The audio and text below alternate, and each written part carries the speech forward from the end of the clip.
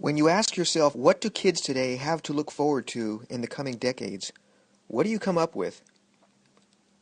What we're going to talk about here is that with new and clean energy infrastructure, we can all again have something to look forward to. But as it stands now, there's a lot to be concerned about. There's an elephant in the room. There's an accumulating effect of multiple problems happening at once in the 21st century. And what do they all have in common? It's no secret that we're seriously addicted to fossil fuels. And the first big problem with fossil fuel addiction is supply. We're running out of cheap oil. And the operational word here is cheap. All the fossil fuels are getting more difficult to obtain. So fossil fuel addiction is becoming a huge economic problem. And this is true regardless of natural gas fracking or the new oil shale boom. Contrary to what many think, natural gas is not solving the problem. There's a second problem with fossil fuel addiction, climate change. And it's not just environmental. Apparently, it's civilizational.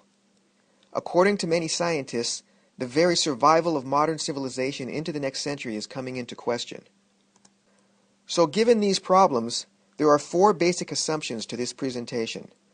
The first is to simply embrace the sheer urgency of the situation. The second is to acknowledge that the fact that despite all the talk about climate change, what we're doing now is not enough, not even close. The status quo is not working, and it's not time to rearrange the deck chairs. The third assumption is more hopeful. It's that humans are capable of sudden paradigm change leaps forward. And that means, number 4, that things could actually change for the better, quicker than you might think. So let's get specific about optimism. Despite the onslaught of bad news about climate change, there's some tangible and important good news too. For example, the falling price of solar energy. This leads to the 5 specific reasons why we need hydrogen in our future. Here we go. First, climate change is real, and it's man-caused, serious, and immediate. This means, like it or not, number 2, fossil fuel use needs to be eliminated as soon as possible, not 20 or 30 or 50 years from now. Because of the urgency of the situation, we don't have a choice about this. Third, nuclear power is not going to solve the problem. It's too dangerous. This means that as our dominant energy source, solar and wind are the only realistic options. But because solar and wind are not continuous, they're intermittent, this means, number 5, we need a major new way to store energy. Batteries alone are not good enough, the current grid is not good enough, and hydrogen is the best candidate. Let's look closer at solar. When someone asks why solar should be our primary energy source, there's one phrase that stands out above all. 92 watts per square foot is the energy that falls on us on an average sunny day. If you compare the potential for solar energy with other sources, here's what it looks like. The sum total of all electricity generated in the world now is about 13 terawatts. Electric power from dams can't do more than 1 terawatt. For tides, biomass, and geothermal, the estimates vary up to a maximum of 10 terawatts. Here's nuclear and wind. Besides being too dangerous, nuclear is also too expensive. As for wind, there's a lot of potential, but for aesthetic reasons, it's not practical to do more than 3 terawatts. Now look at solar. With an area the size of Colorado, we could supply more than 3 times the current total for all the world. There's much more solar potential than any other source of energy currently available. And that amount will only grow as efficiencies of solar panels improve. Here's a global sunlight map. Look at Germany, the world leader in solar energy by far, and they receive only very low amounts of sunlight compared to the U.S. Look at the potential of the U.S., especially the Southwest. Here's a map showing wind energy potential. The lesson here is that in many places where it's not so sunny, it's windy. So what are the big concerns and misconceptions about solar? The most common is that solar is too expensive. Not anymore. Solar energy prices are dropping. Solar costs today are 1/100th of what they were in the 1970s. The high upfront costs of going solar are no longer a barrier. Homeowners and businesses can lease solar panels instead of buying them. Besides that, the cost of buying solar panels has dropped so much that bank financing is now becoming common. The second misconception about solar is that it takes up too much land. The yellow circle represents how much land would be required to supply all the current U.S. electrical needs with solar. Look at the land requirements for solar compared to those for agriculture, shown in green. If we specifically designed for it, there are potentially enough rooftops in the U.S. to supply all the power needs of the country. Decentralized or distributed rooftop solar generation means that large centralized power plants of whatever kind will be much less needed. Rooftop solar and the greening of our cities and towns is what needs to happen. In this depiction, the solar collection hardware was made very prominent looking. In reality, it wouldn't be so obvious. At the same time that solar energy spreads everywhere, it will gradually become invisible. In many cases, you won't even know it's there. The solar revolution now underway is expanding to include not just rooftops and freestanding panel arrays, but potentially every aspect of the built environment. This includes solar windows, siding, decking, ground cover tiles, and sidewalk pavings. Thin film solar technology allows for virtually any surface to become an energy producer. These are new products now coming out, solar shingles that look like slate or wood or ceramics. But all that solar energy only comes when it's daylight and when the clouds aren't obscuring the sun. What about the rest of the time? This is where hydrogen comes in. The benefits of using hydrogen to store solar energy and other renewable energy sources as well are summarized here. But in the popular perception, there are concerns and misconceptions about hydrogen that now need to be dealt with. Because it's always been in the shadow of big oil, the development path of modern hydrogen technology has been a very disjointed one, with many independent players working in isolation. The first one to actually use the term hydrogen economy was John Bockris in 1970. The first hydrogen cars were actually developed in the 60s, which might leave one to wonder, what's taking so long? Some of the delay had to do with key technical issues that had to be worked out. There no doubt has also been direct and indirect obstruction from the entrenched energy powers that be, namely the giant fossil fuel industry. This is to be expected. Luckily, with the growing need for a clean energy source and storage system, the pieces now are in place. So let's look at some of the hydrogen basics. The need for hydrogen comes from the fact that solar energy is intermittent. When the sun is shining, there's no need for the hydrogen storage. You can just use the electricity as it's generated. But at night, you need to use solar energy that has been stored. In this case, we use an electrolyzer to turn the electricity from the solar panels plus water into hydrogen. It does this by splitting water, H2O, into its components, hydrogen and oxygen. The hydrogen is then sent to a storage tank. If electricity is needed, the hydrogen is sent to a fuel cell, which converts it back to electricity for lighting or whatever. Here's the inside of a fuel cell. The hydrogen comes in, combines with oxygen from the air to make electricity plus 100% pure water. The hydrogen can also be put into a car in a matter of a few minutes. Contrast this to a battery-only car, which typically takes hours to charge. Any form of motorized transport can use hydrogen as a fuel to store and transport energy from solar and wind or other renewables. Hydrogen trains are an especially promising application of solar hydrogen technology in the coming years. There are new ways of generating hydrogen from the sun being developed that bypass the need of an electrolyzer. This is sometimes called artificial photosynthesis, and it's a hot area of research. But unlike electrolyzers, it's not yet ready for commercial application. One of the biggest benefits to hydrogen technology that few people know about or talk about is its implications for our water supply. Simply stated, widespread use of fuel cells would produce massive amounts of clean drinking water precisely in the places where it's needed.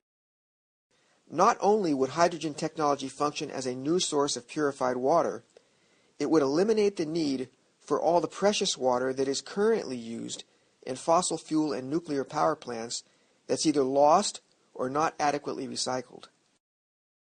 Okay, so much for the benefits of hydrogen. Now let's talk about the concerns. The number one concern is safety. And we begin with the three H's: Hindenburg, H-bomb, Hollywood. These three factors are central to the mainstream public opinion about hydrogen. Many people know about the Hindenburg accident in 1937 and how it became an iconic symbol for the so-called dangers of hydrogen.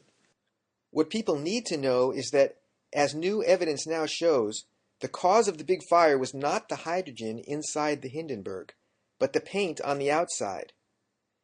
Even more important than that, we've come a long way since 1937 in knowing how to handle flammable gases, and that the issues of containing hydrogen in a flexible fabric have little to do with the reality of modern hydrogen technology, especially the most recent developments. The impressive safety record of the hydrogen industry since 1937 speaks for itself.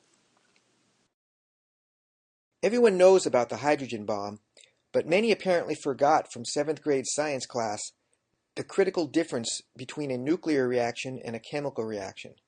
Nuclear reactions are millions of times more powerful. When we talk about using hydrogen to store renewable energy, we're talking only about using chemical reactions. The only way a nuclear fusion reaction like the H-bomb can even occur is in the presence of extreme heat, like 100 million degrees, which it gets by first detonating a conventional fission atomic bomb. Finally, there's Hollywood, which seems to take every opportunity possible to falsely portray hydrogen as the most explosive and dangerous substance there is. They do it over and over again. The latest James Bond film gives us a bad guy with a secret fortress in the desert that is entirely powered by hydrogen fuel cells. James Bond shoots one bullet into a large hydrogen tank and a massive explosion occurs, destroying the entire complex. This is laughable and completely unrealistic. Case in point, during World War I, the English had a very difficult time shooting down German dirigibles over London, when one would have thought they'd be sitting ducks. Hollywood has done a great disservice to renewable energy and could redeem itself with new movies celebrating the promise of hydrogen. Regarding hydrogen safety, physicist Amory Lovins wrote a 2003 paper called 20 Hydrogen Myths. Some have tried to refute it. None have succeeded. As a peer-reviewed journal article, it has stood the test of time. One of the myths is that hydrogen is more dangerous for use in cars than gasoline. Here we see the fuel tanks of two cars set on fire in clinical tests. Hydrogen burns straight up, whereas gasoline pools on the ground, setting off an inferno. To be fair, there are situations where hydrogen could be more dangerous than gasoline, but the general consensus among professionals is that overall, if anything, hydrogen is more safe. Fact, if the tanker truck crash that caused the Oakland freeway meltdown in 2007 had been carrying hydrogen instead of gasoline, the flame would have gone straight up and the freeway would not have collapsed. Modern technology has pretty much solved the hydrogen safety issues. State-of-the-art quick-release nozzles that are leak-proof and corrosion-proof make hydrogen refueling now as safe and convenient as gasoline. Carbon fiber tanks that can withstand dynamite and close-range gunshots virtually eliminate the possibility of fires or explosions on cars. In actual crashes, the new hydrogen technology has performed remarkably well. and there are new forms of hydrogen storage that are even safer. Another issue with hydrogen technology has been the high cost of fuel cells. But look at the plummeting cost of fuel cells in the last decade. Note that, like solar energy, fuel cell price parity is expected in 2015. When people talk about the cost or efficiency of something, like say a new technology, a common fallacy is that they don't look at the big picture. For example, they'll compare the efficiency of a clean technology like hydrogen with that of a dirty technology like fossil fuels, which is a waste of time because, as we've already said, all fossil fuel use, including natural gas, pollutes the atmosphere with greenhouse gases and therefore is not an option. Another example of not looking at the big picture is when people compare hydrogen to battery-only technology and conveniently forget to factor in the cost of lost time charging the batteries, or the environmental costs of disposing with huge numbers of old, spent batteries. Flexibility is a major factor when it comes to judging hydrogen, because as it stands now, no other energy storage technology, whether it be batteries or compressed air or any number of others, can do all the things that hydrogen can.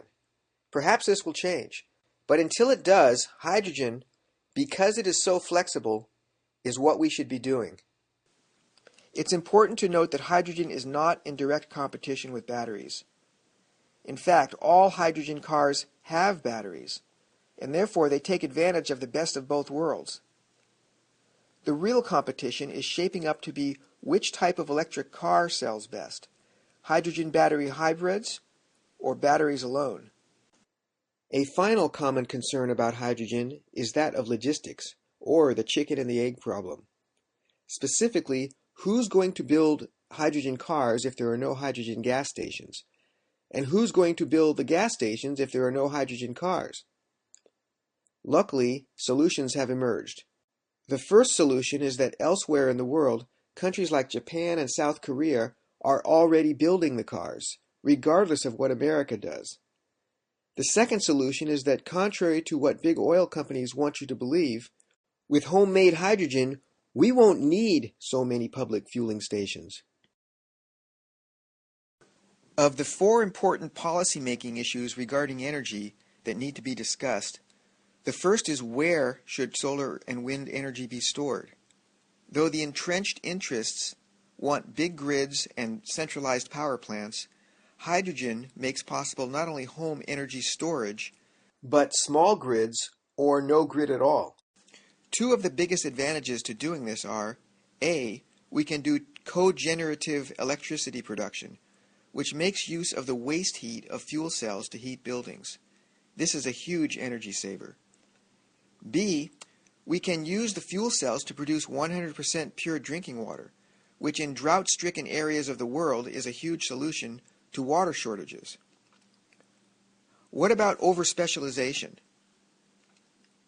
Do we want to continue treating each problem in isolation with no consideration of the connections?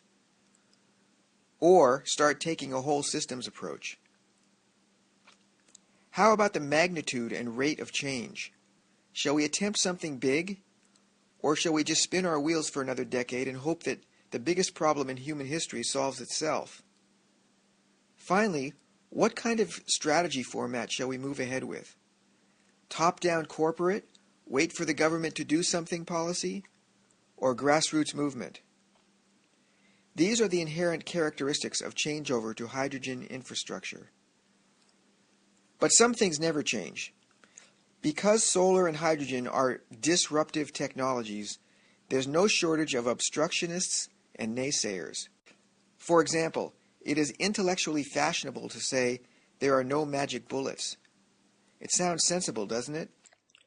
Unfortunately, there's a lot of misinformation being put out by the fossil fuel interests, and many stories could be told about how, despite the urgency of our situation, renewable energy is being stalled. We should not be surprised by this. The fact is, paradigm shift new technologies do happen sometimes. If you don't want to call solar hydrogen technology a magic bullet, that's fine. Just call it a viable, clean, whole systems alternative to dirty oil. Because right now, solar hydrogen seems to be the only energy strategy with the potential to fully replace all forms of fossil fuel in the next 2 decades. We can't afford any longer to wait for market forces alone to favor renewable energy. We can't say clean energy is still a bit too expensive. We're waiting for the price to come down just a bit more. There's no time for that. But how do we begin this change? With what's going on in the world now, how do we put the pieces together? Consider the possibility of an internet-driven mass movement. It would consist of rapidly growing numbers of people who, knowing that they're part of a coordinated worldwide, rapidly growing surge, are committed to immediate and increasingly ambitious lifestyle changes. Think about it. Maybe it's possible. Maybe there are a lot of people waiting for something like this. It could start with internet-synchronized pledge drives for LED lighting, rooftop solar energy, hydrogen production devices for the home, and hydrogen cars. Maybe the catalyst to all this could be the root human desire to get a bargain.